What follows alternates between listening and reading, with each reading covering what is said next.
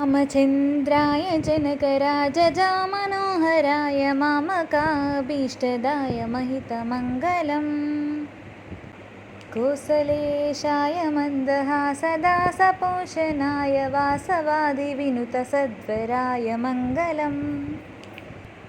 चारुकुङ्कुमोपेतचन्दनानुचर्चिताय हारकटकशोभिताय भूरिमङ्गलम्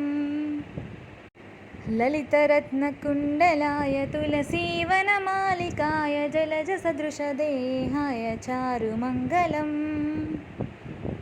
Devaki सुप्रुताय देवदेवोत्तमाय भावजा गुरुवराय भव्यमङ्गलम्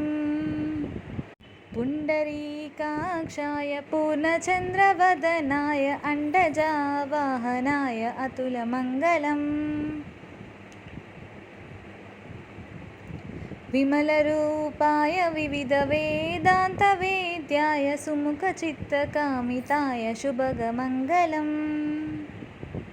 रामदासमृदुलहृदयतामरसनिवासाय Swami भद्रगिरिवराय सर्वमङ्गलम्